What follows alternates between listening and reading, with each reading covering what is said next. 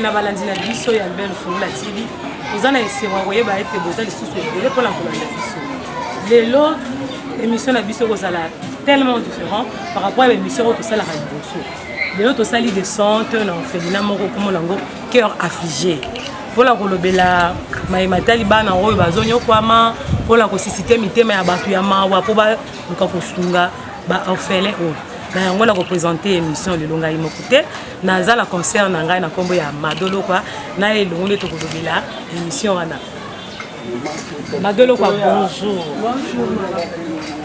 yango toye na ye mama Mado tokiti lelo na orphelinat cœur affligé omoni ndenge nini mpo na yo nde tokosola masolo wana to bazolanda biso donc bato oyo nyonso bazolanda biso toza na orphelinat ndenge boyoki cœur affligé toye kopartage mawa mpo bible elobi tolela na bato bazolela tosepela bato bazosepela mpona kolobela bato oyo baza na mitema mawa soki bakozala na cœur ya kosunga bana oyo donc kaka ndenge ndeko na ngai auti koloba soki oza na ya mokie ifo tosepelaka toliaka na baorphelin na yango wana tozokota na kati mpo tosolola na responsable ya orphelinat oyo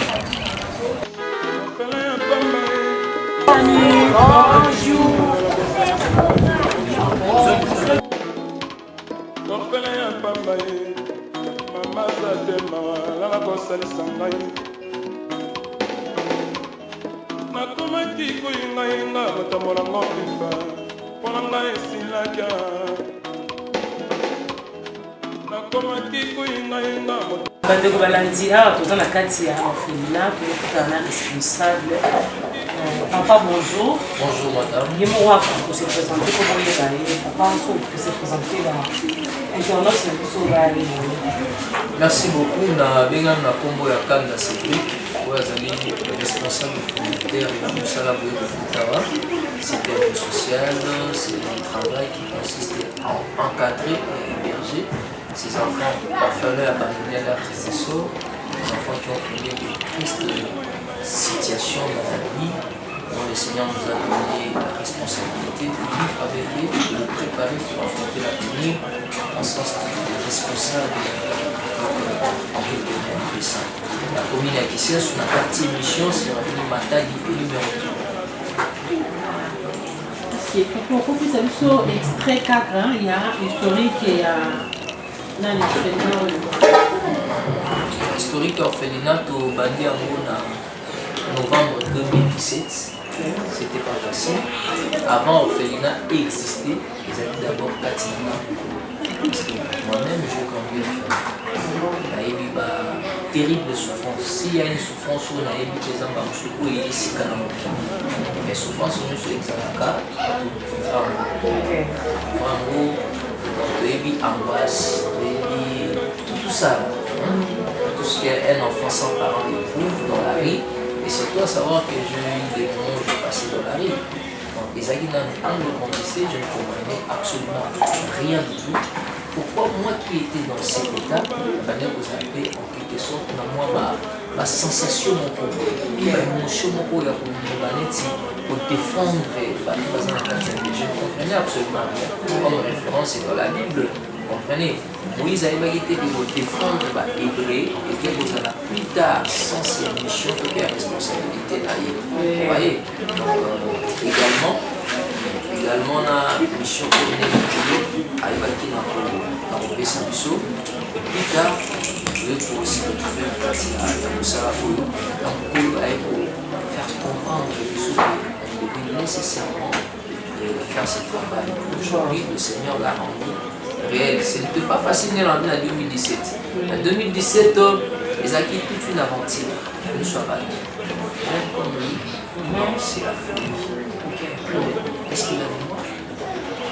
Il n'a pas une famille. Comment il peut faire ça? Comment il peut faire ça? Non, pour le faire, d'abord, il faut avoir beaucoup d'argent, il faut beaucoup étudier, il faut tant des outils sur le plan intellect qui va permettre à ce que ce travail se fasse. Alors, nous étions aussi des critiques. Par rapport à quoi? Par rapport aux critiques, par rapport aux propos des gens. Je suis encore jeune. En fait, je suis poussé à le faire sur base de quoi? C'est ça. Moi, je dois le faire. Vivre avec tes enfants que moi je peux c'est pas du tout normal. D'abord, je n'ai jamais fait le travail d'un orphelinat, mais comment je peux le faire? Alors, le Seigneur nous avait d'abord amené dans un centre pour aller comprendre le travail. Je le fais après quelques temps, j'ai repris encore le travail. Dans quel centre? Je ne vais pas citer les noms des centres, c'était tout simplement dans la ville de Kinshasa où j'ai travaillé. Les responsables du centre ne pouvaient pas me supporter. Pourquoi? Parce qu'il avait découvert un montant de qualité que lui n'en avait pas. Alors il se disait parfois ce petit risque, parce que beaucoup de gens qui venaient, ils me prêtaient leur attention. Comment tu t'en sors? Alors il ne m'avait pas supporté. Alors que, raison pour laquelle je dirais qu'il y a des gens qui sont appelés pour faire ce travail. Là, d'accord. Et pourquoi avoir choisi le nom de Cœur Affligé? Le nom de Cœur Affligé parce que j'avais eu le temps d'étudier par rapport à mon expérience aussi que j'ai vécue dans la vie. Vous voyez, quand on souffre dans la vie, c'est le cœur qui sent ces sentiments de souffrance. Dans nos parents, on passe à la montée, à la victime. Il n'y a pas signé sur tout le monde à la vie. Dans la psychologie, on peut bébé sur le cœur. Alors, on peut souffrir, on va casser bébé. On a un moto, on a un petit peu de temps. C'est pas ça. T'es pas moto, ça centre, il y a pas d'émotion, il y a pas de sentiment. On a qu'on a qui est affligé, pourquoi? Parce que tant bon pour la moi, elle dit que tata pour fille, maman pour fille. Elle dit que alors, il y a une souffrance, il y a une souffrance. Tant qu'on a regardé les souvenirs. Vous pensez qu'il y a 8 ans, 9 ans, il y a 9 ans, moi, il y a déjà. Il y a 9 ans, moi aussi, il y a 9 ans. Déjà, pèse coupante, tu vas pèse coupante, tu vas aider mes sacs. Tu vas coûter coupante. Il faisait, tu vas aider mes sacs. C'est imaginé, il fait ça, il m'a dit. Cœur affligé, c'est-à-dire bateau ici. Maintenant, le travail que nous avons ça, dans un débat cœur affligé, mais pour le transformer. Et nous avons la vision, même pourtant, pour ne pas nous avoir ça, où les centres nous ont dit qui a de joie, qui a d'espoir. Et pour la phase, on a eu un par rapport à les amis, on va le couper, on va aller à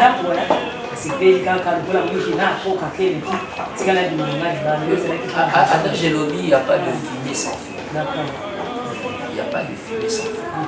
La fille, surtout, on a parlé à des choses. Kaolinga, donc à Mali, il y a des causes. C'est-à-dire qu'au Mimalangaï, ils par rapport à la disparition de leurs parents, ils savent qu'ils ont bâti la taille.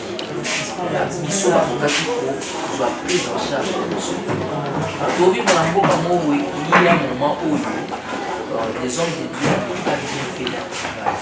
Ils s'étaient passés, entre parenthèses, dans la prophétie, c'est-à-dire qu'ils ont révélé maladie, mais qui s'est passé.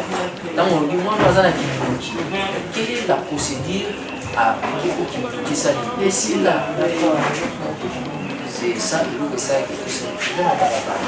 C'est pour ça les alliés à Sibel, tout ça pour les alliés à Sibel, l'association Salut pour les quartiers, les alliés pour évoluer premièrement dans la cotisation de la banque. Et c'est pas facile, hein? Ça a facilité. Donc, on va tout ça de manière bénévolente, tout contribuer à faire les sous-sous. Et donc, il faut à tout moment réunir des réunions pour expliquer le sens du travail. Mais cela ne suffit pas. On les a pas sur mais pour des grands besoins. Et c'est bien le sujet de d'une manière vivante. Pour les canapés, qui le voit toujours continuer pour les câbles. Disons que tu n'as pas le cœur. Disons que tu n'as pas des enfants. Parce que vous êtes le parent. C'est-à-dire, oui, bien qu'aucun de tes enfants est de faire une prière à Dieu pour dire Seigneur, Moula papa n'a pas, moula maman. Tout enfant éprouve le sentiment de grandir avec ses parents et tout parent a toujours la pensée de grandir avec ses enfants. Mais ce qui nous sert, c'est une réalité inévitable. La situation par rapport à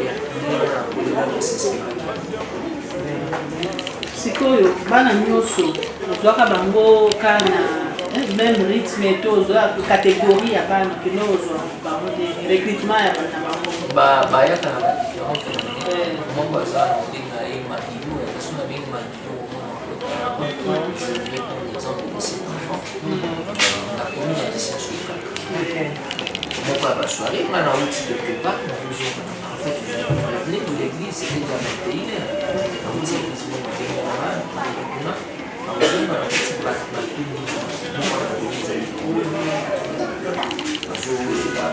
bato babite bino bapolisier okei na bango bapolisi abite biso tokokena bango topesi bino tosala papier te bino nde bokena curiosité elaka biso bakino batusani pélicito nani apelisa torche boye torche eza déjà awa nabi te nayi natala mpe likambo oyo eza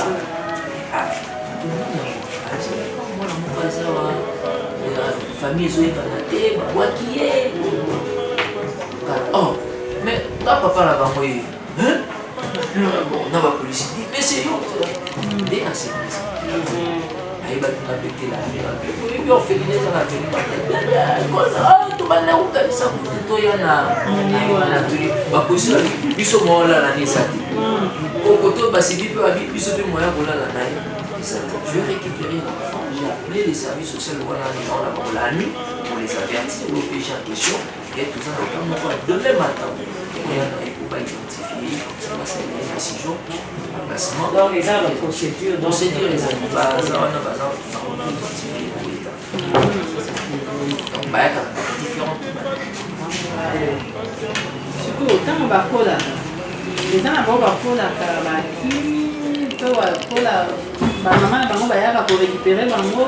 Je dirais il faut d'abord éviter les mots okima parce que awa philosophie eza te bakima soki akimi c'est-à-dire mosano eza pamba on n'envisage pas kokima non. Bon d'accord tokotuna na age nini to précisément na circonstance nini oke mwana mpe bobokolaki na kati ya orphelinat normalement age eza prévu mpona mwana alukwa ezali prévu eza 19 ans tozali kotala mwana mosusu torécupéré na age déjà ya 12 ans il y a 12 ans ayebi kobato ayebi kotanga à cet enfant doit passer par des formations c'est-à-dire ayekola savoir élire écrire au moins parler bamosu akotanga lokwa baninga te ordre de formation professionnelle ouais nécessairement de moins que mwana ya bongo il faut tolandela soti bamosu akende kosisa soit na age ya 12 ans tobandeli bamosu 3e année primaire baleso ya première année primaire na ya deuxième bakomble yango na bacour oyo ezopesama na ndako consort otanga na yeso imagine aza na 3e année primaire ezali kokosilisa kelasi wana yango moni toresonaki eloko wana tokobimisa mwana oyo toramka ye capable de se prendre en charge, de créer autonomisation katinaye, au début que tu présenter société un être utile aussi à la société. Mais voilà, on sait que la paix va pas dans la ligne, celui qui est tabakani na yebisaki moni ke bayaka na badifférente voix fe kozwa biso temps on eza na babibliothéque histoire ya moko ata trois bana neti natangeli bino ya madilu manette madilu aza libanda azoya neti lelo oza komona je portais ici donc madilu nalobaki ye Madilu ça va madilu système voilà natangaki yango déjà comme le milieu que vous avez ici alors Alors, c'est le lien uni entre quand il va se sa mère. Ok.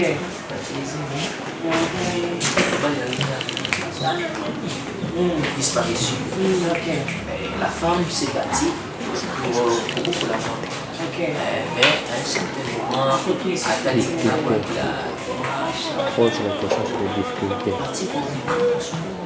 et la famille qui est restée avec moi. À ce moment-là, il y a la balabala ou bien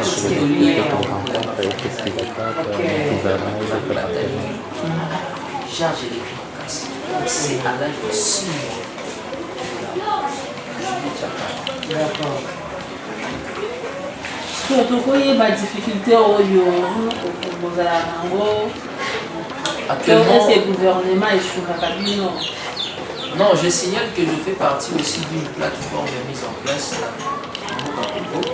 C'est-à-dire une plateforme de sécurité féminin. Parce que dans ce secteur, on veut aussi le développement. On veut aussi l'avancement. Mon idée, déjà, la ONG des développement. Comme ça, tout ça, on doit réellement développer. Tout développer, on va tout cas. Tout développer, donc il y a des choses qui peuvent être développées des appareils. Vous voyez. Alors, je fais partie de la plateforme de Rana, où nous avons le gouvernement atteint le secteur de l'issue. Parce que nous avons une plateforme, nous avons une structure où l'État a élu du sol que nous avons mécanisé par le secteur de l'État a déjà l'issue. On ne sait pas pourquoi on fait un grand travail parce qu'il n'y a aucune structure dans le pays. Nous allons volontaire, il y a des partenaires de l'issue. Il y a des ressources. La difficulté, nous allons vivre parce qu'on n'a pas de subventions. D'abord, parce que la difficulté, c'est la voie. On peut avoir des projets de financement. Mais lorsqu'on veut pas nous faire un projet, au projet de financement, il faut dépasser 3 000 $. Sur les 3 000 $, on a dépassé pour financer le projet. Il faut aller c'est sur le moment bébé. Je ne suis pas contre la démarche, on va ça la carne, mais ça va venir en Afrique et particulièrement dans mon pays. Actuellement, on est presque dans une ça va être tout bas sur la mission. Et partout ailleurs, il y a des chansons qui étaient aux États-Unis, c'est la mission 15 à 20 ans passés. Maman aussi m'a dit qu'est-ce qu'il peut faire avec cet argent. Laisse-moi vous dire, maman Soussou, il y a des moyens de pas laisser ça parce que vous avez moyen de pas laisser. Mais laisse-moi te dire que mon temps a besoin de pas descendre à ça. Pour la France, partout en Europe, même pas continent biso, même pas bandeko basela ka babola mutoka bakombo abenga ba bedachou, toka basongolo songo kala wana. C'est-à-dire difficulté tout ça na mokawa, ezali lié au mal ces enfants orphelins sont encore locataires la quartier mission. Et cette maison, qui avait bien cette maison avait commis une incendie. Le 24 mai, dès que vous avez l'image, le 24 mai, il y a 2022 pour notre côté. Les enfants sont tout perdus. Vous pouvez imaginer, Basali,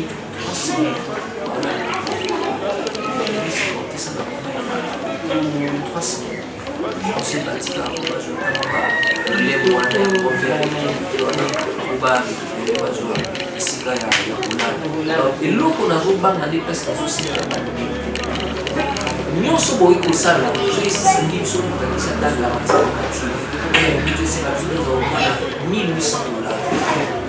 dans la vraiment clôturer, ça sécuriser, fasse un bon travail. Ce qui m'a dit, pour moi, mon avis, non, moi je ne veux pas que ces enfants bâtissent à orphelins. Je vais leur donner, j'ai des parcelles. La bénédiction ne viendra pas de ces enfants, elle viendra de celui qui se nomme le père des enfants, de ses enfants.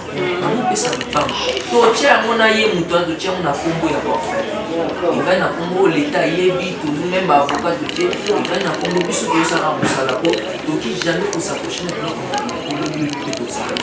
on doit mieux tracer les chemins pour voir rien à Simaba ça pas continuer la difficulté tout ça na mon pesani il y a besoin de la ici au moins ba image na ba tol pour ça hôtel pour so mon pépé beti a to risquer ba prix pour Atol, tout est déjà mis.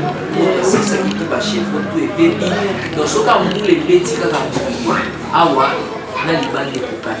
maille ekokota terrible yango toza oyo ezali namoni yango la dernière chance bi opportunité bapesi na minute ya prolongation na minute ya suka ya prolongation donc tozosenga na $1800 c'est beaucoup mais ce peso tosangisa aussi à la volonté toujours la bana esika bachambre na bango kuna toza petit bosepela lelo bokambula ebetaki mire ekweli lisusu olobaki orphelinat eza na malédiction eziki bamire lisusu kokwela bango donc bango tosengi déjà balobaka un homme vigilant voit les mal de l'autre il se cache bano bakoboma makala baactivation na balisuni difficulté toza nango ya kowana vraiment bandeko na biso balandikaka nde kozoyoka responsable ya orphelinat bana baza na kati ya mpasi bazovanda bazovivre na bacondition moko très difficile en tout cas donc boyoka mpena mawa eza bana na bino moto moko kakolaka kozala infirmière alors eza eloko moko ekomaka na vie soki oza na makoki vraiment na mbela oyo basala otika bango te donc ça fait vraiment mal donc ezosunga vraiment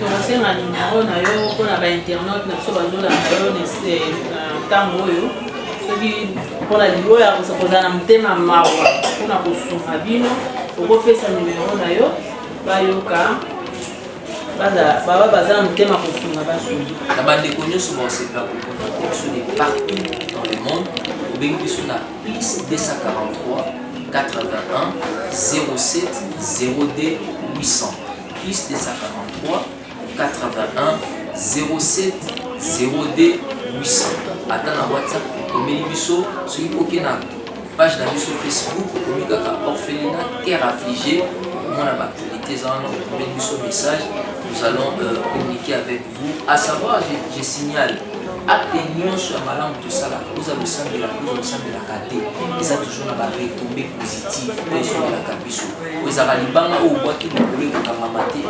ekozoveka ye à savoir ke acte yo omona bamosu na ntina te $100 no wana ozwa kosauve bana innocente qu'elle est elle n'a pas choisi de vivre cette vie comme tes enfants aussi ne peuvent jamais accepter de vivre cette vie sotobi lelo tochabana no na vie ya bafela otraite nga comme pire criminel. Alors pourquoi accepter que ces enfants puissent vivre cette vie pendant que nous sommes là, nous sommes des enfants de Dieu, des serviteurs de Dieu, des gens qui ont le cœur de Dieu. Si nous avons le cœur de Dieu, manifestons l'amour et la compassion. Comme il a vraiment profité dans cette émission à Bisso, pour aussi sa bonté sans pour autant toute la pébana, là responsable de la maman, c'est de Kanda, donc il y a la bas.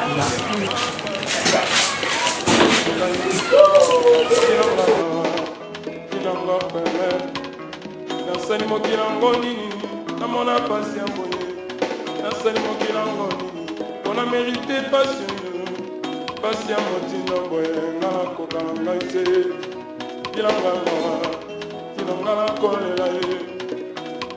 nakolela ye bilanga pasi bilanga pasi nasani mokilango nini namona pasi ya boye nasani mokilango nini na mérité pasi ya motinda boye nga nakokala ngai te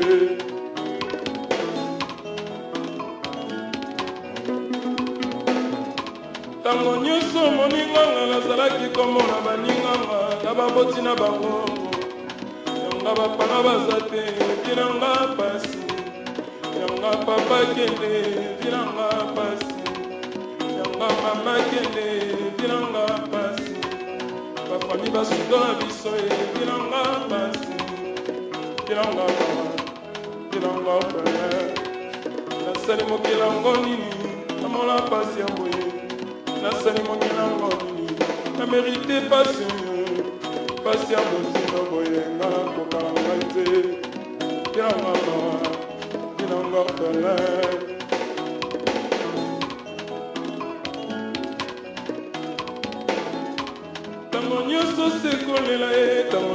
Gédéon, ça va? Ça va bien. Gédéon, nous avons posé na bao nyonso bazotala yo bato ya poto partout en RDC nini okoloba oyo ezotouche yo na motema tosengi na bato mitema malamu baya kosunga biso ana kati na fenaki ya aflige toza na pasi makasi mbula mpe yango ezolima ekoma kobeta bato nyonso ezikaki nyonso yebaki moto mitema malamu aya azola biso ata ndako mosusu tokende kovanda rentre scolaire mpe yango ezoya bosongela biso ata baniforme eloko moko te ekoti na kati ya fenaki ya aflige toza na pasi makasi baya kosunga biso nzama kopambola ye. Madilu, ça va? Est-ce que l'on a une internaute na biso bazolanda ona militi oyo lobela bango mwa liloba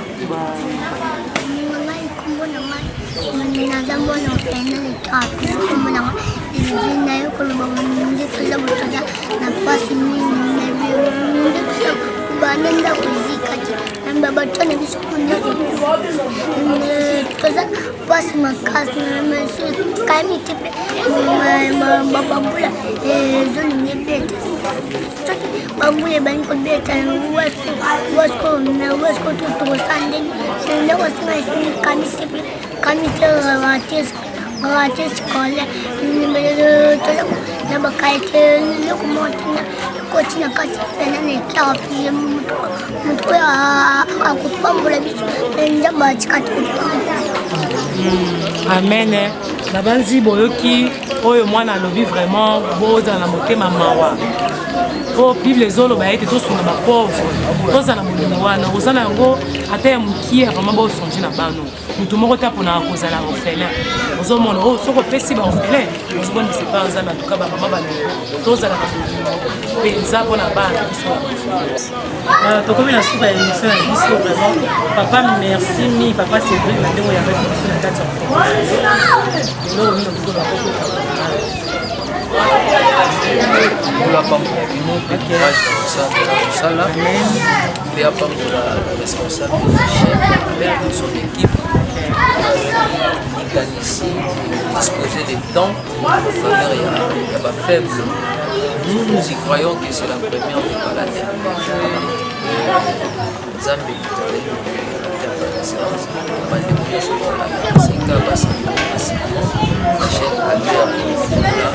et un grand remerciement particulièrement à la place du propriétaire du responsable, c'est son excellence la mère. Merci beaucoup. Merci.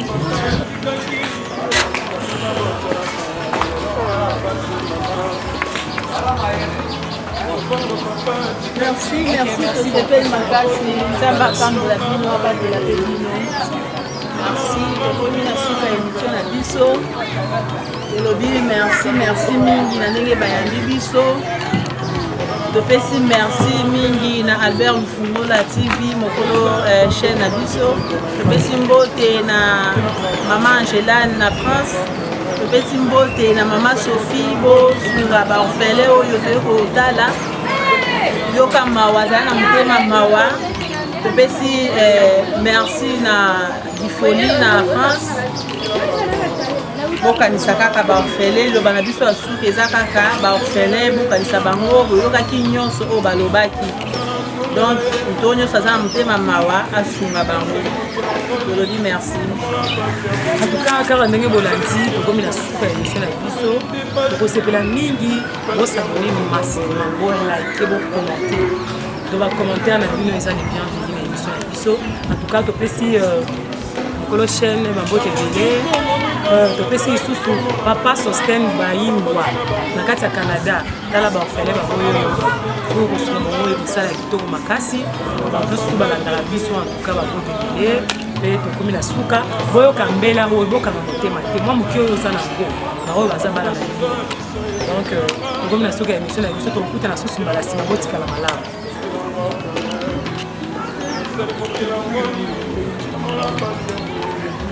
Thank you.